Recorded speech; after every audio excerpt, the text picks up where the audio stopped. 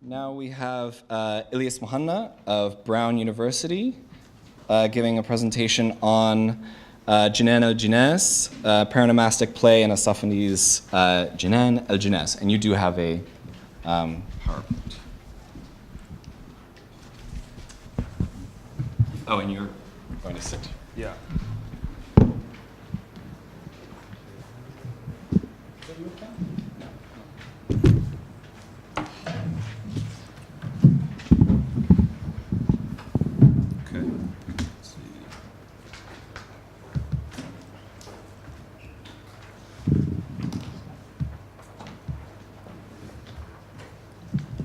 Okay, can everybody hear me? Is that fine? Okay.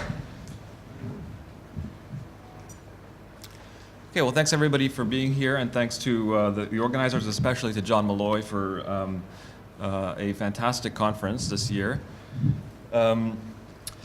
Scholars of Arabic literature have long recognized the importance of wordplay in the poetry and belletristic prose of the Mamluk period, as exemplified in the popularity of rhetorical devices such as paronomasia, Genus, and double entendre, tauria. The attraction of such figures had much to do with the challenges associated with handling them effectively, and the cachet that accrued to the literature who demonstrated a mastery of the Arabic lexicon in doing so. However, treatises of rhetoric from this period also reveal a secondary fascination with the semantic dimensions of these devices and the connections that they exposed between different permutations of Arabic lexical roots. In this presentation, I will explore what one such work, Khalil ibn Aybak al-Safadi's manual, al-jina, or The Paradises of Paronomasia, has to say about how this literary device functioned. I'd like to raise the question of whether wordplay, which is something we really associate with the Mamluk period, was not just about clever punning, but about exploiting the full semantic resources of the Arabic language in ways that are not easily mapped by the aesthetic categories that we apply to them today. Let us begin with a brief detour. In an essay made famous by Michel Foucault, Jorge Luis Borges describes an artificial language imagined by one John Wilkins, a 17th century English natural philosopher. He says of Wilkins, he divided the universe in 40 categories or classes, these being further subdivided into differences, then subdivided into species. He assigned to each class a monosyllable of 2 letters, to each difference a consonant, to each species a vowel. For example, de, which means an element, deb, the first of the elements, fire, deba, a part of the element, fire, a flame. In Wilkins's system, every noun contained a code situating it, or every noun was actually a code, situating it within a system of classification. As Borges writes, the word salmon does not tell us anything. Zana, the corresponding word in Wilkins' system, defines for the man knowing the 40 categories and the species of these categories a scaled river fish with ruddy meat. Okay. The utopian strangeness of such a language leads Borges to make one of his most famous remarks, which Foucault draws upon in the preface to The Order of Things. Many of you will know this passage about the so-called the fictional Chinese encyclopedia that called The Celestial Empire of Benevolent Knowledge. In its remote pages, it is written that the animals are divided into the following categories: belonging to the emperor, embalmed, tame, sucking pigs, sirens, fabulous, stray dogs, included in the present classification, frenzied, innumerable, drawn with a very fine camel hair brush, etc., having just broken the water pitcher, that from a long way off look like flies.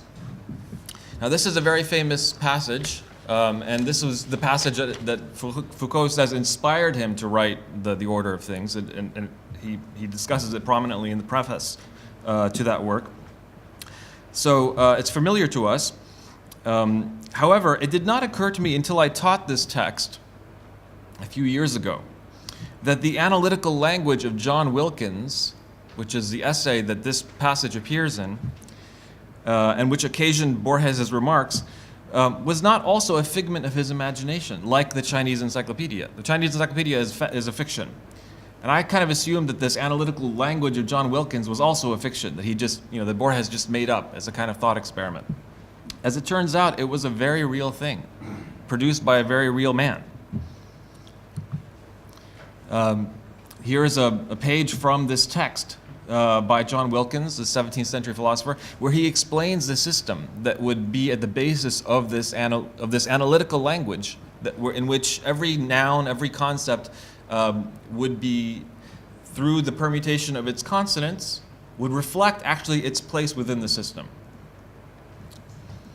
So you can see how you begin with, I'm not native in this language, but you could imagine how you could construct a word out of these different components and have it fit within the system. The language imagined by John Wilkins reminded me in ways of a famous treatise on the Arabic language by the 10th century grammarian Abu al-Fath Uthman ibn Jinni, who is recognized as one of the greatest and most inventive thinkers in the Arabic linguistic tradition. The theory for which he is perhaps most well known, his concept of greater derivation, al-ishtiqaq al-akbar, was historically speaking a failure.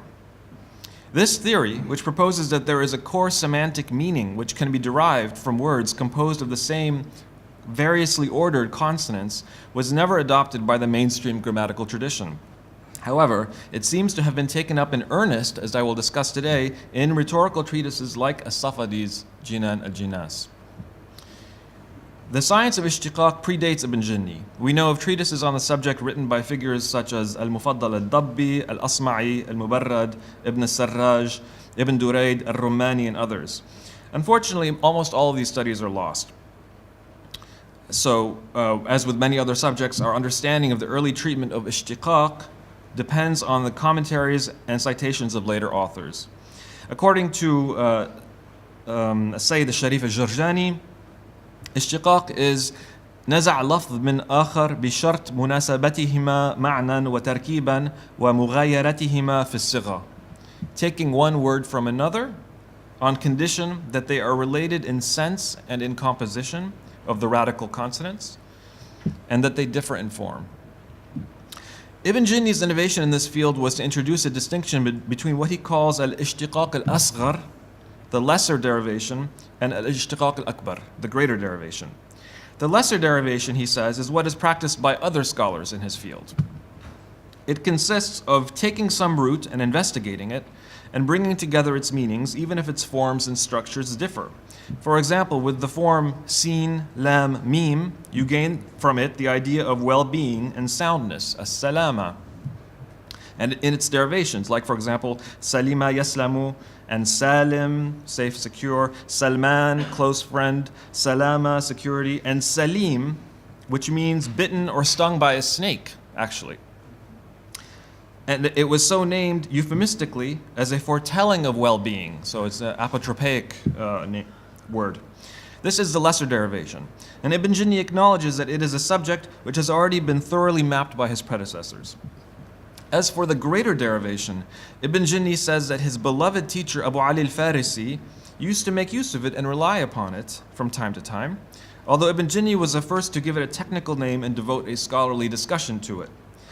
The greater derivation consists in taking a triradical root and connecting to it and its 6 permutations, a single meaning upon which these 6 forms and each of their derivations agree.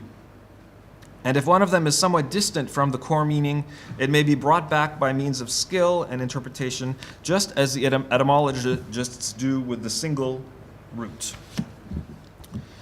Now, a key category that Ibn Jinni introduces is what he calls al-madda al-wahida, the single substance, or the single set of radicals, which refers to a set of consonants that can be arranged in different ways to produce related forms. In this vision, Arabic words are built out of basic materials, not so unlike John Wilkins' analytical language.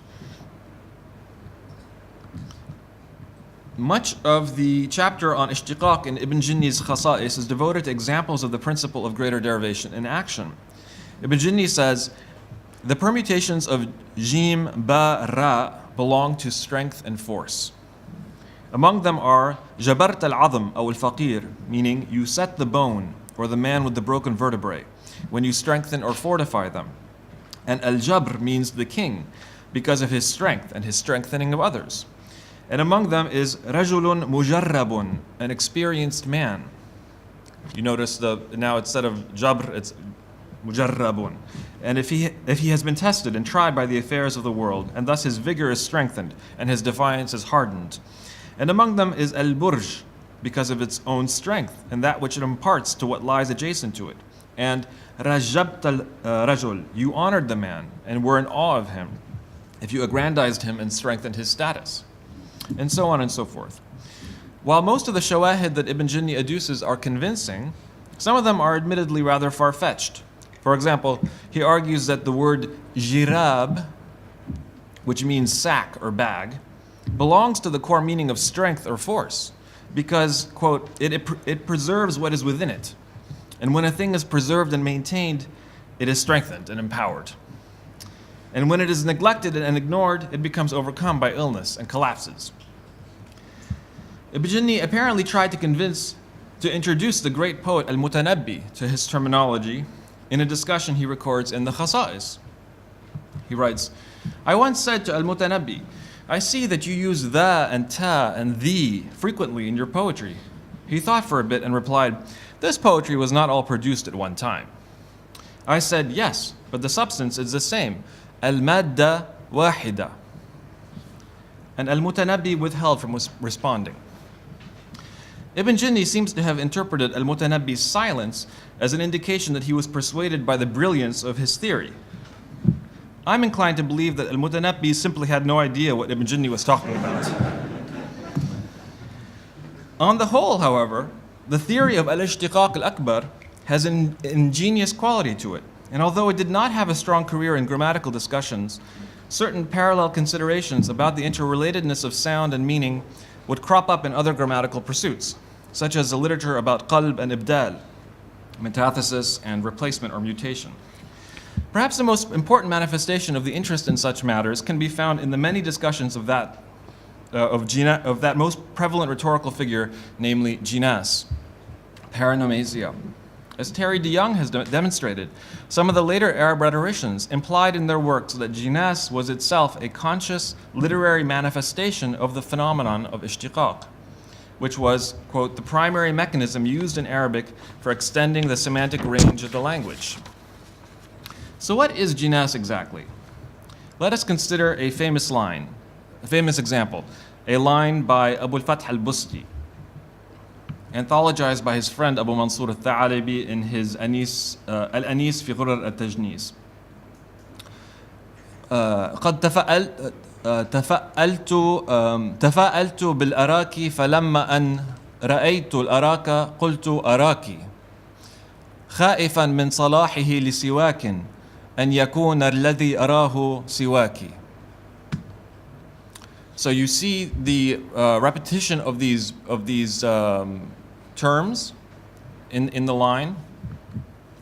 I took the arak tree for a good omen, and when I saw the arak tree, I said, I shall see you.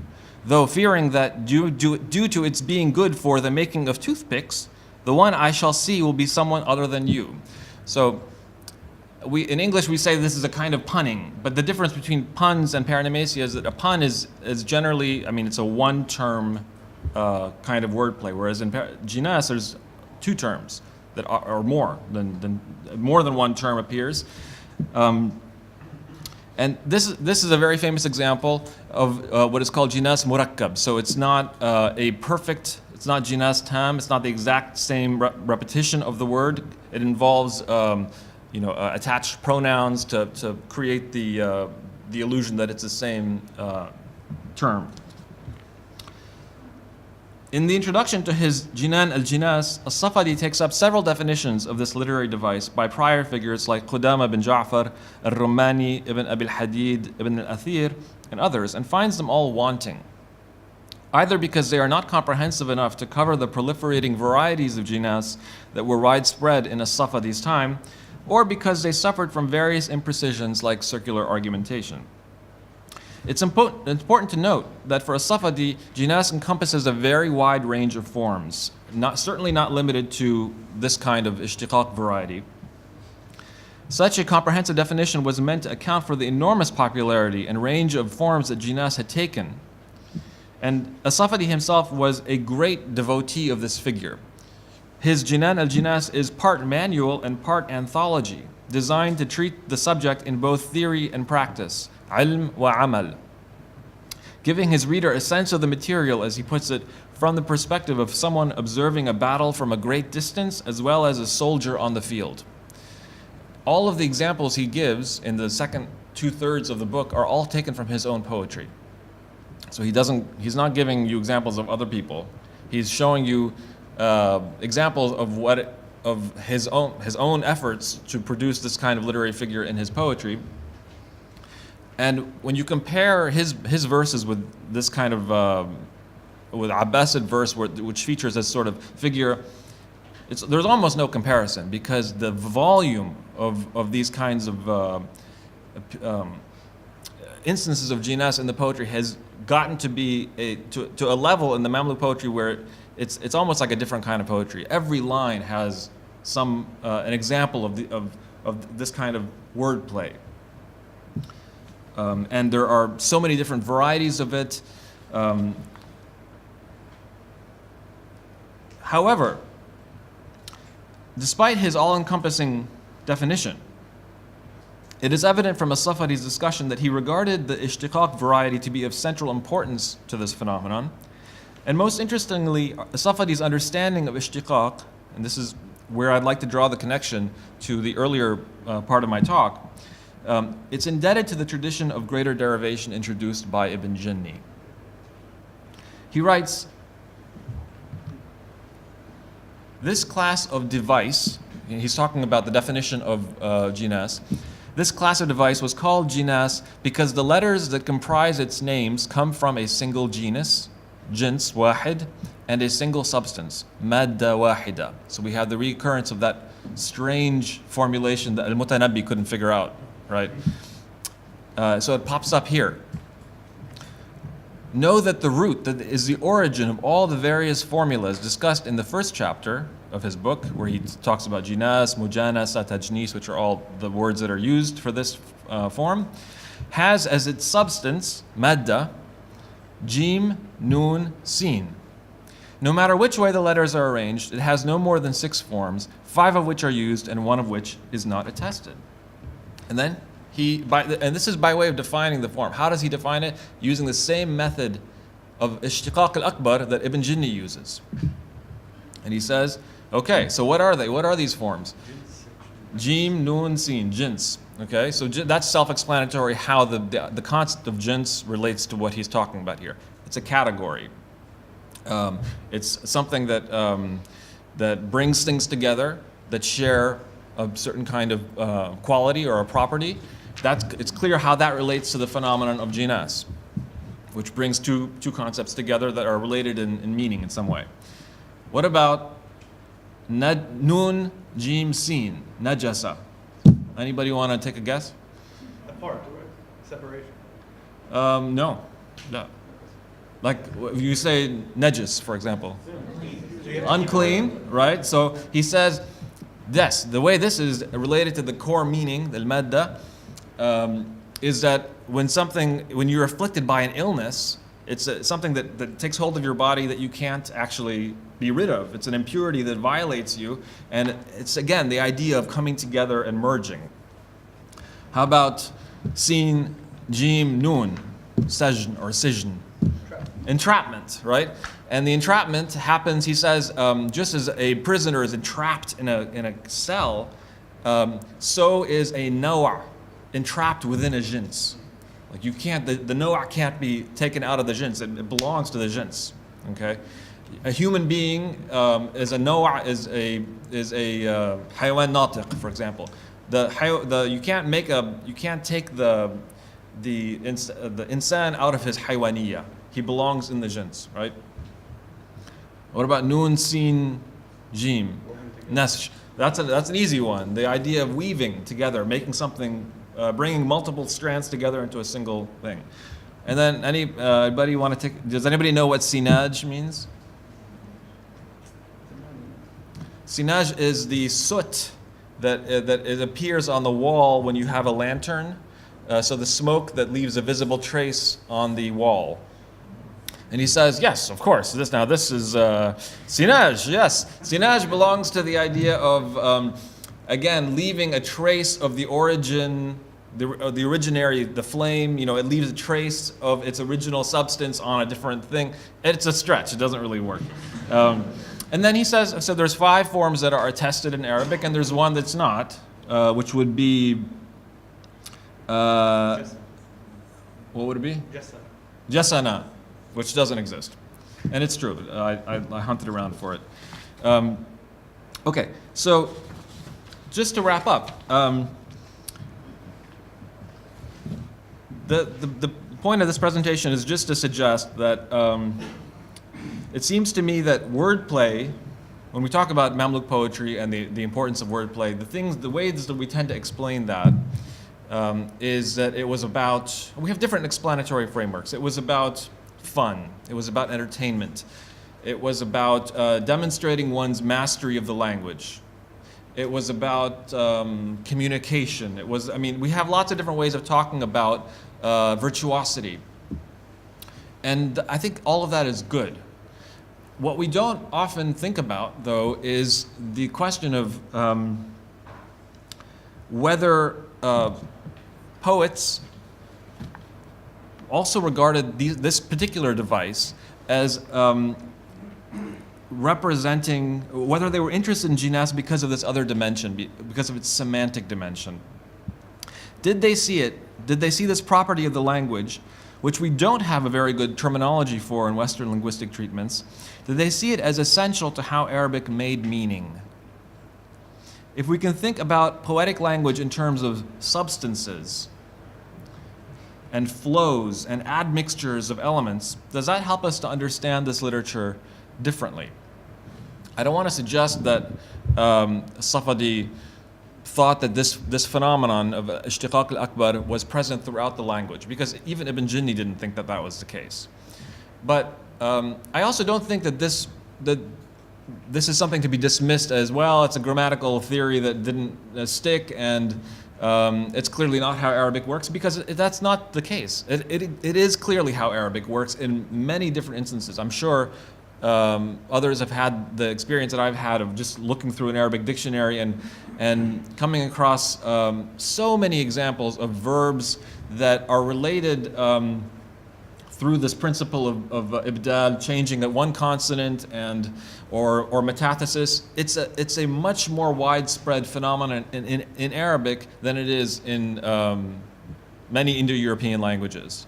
So even if it's not the way the root structure works, it's definitely pervasive enough that it caught the attention of many rhetoricians in the Arabic poetic and literary critical tradition, and to the extent that it shaped the way that they thought about how Arabic poetic language achieved its aesthetic effect. I think it's worth taking seriously when we think about this question of wordplay and Mamluk poetry.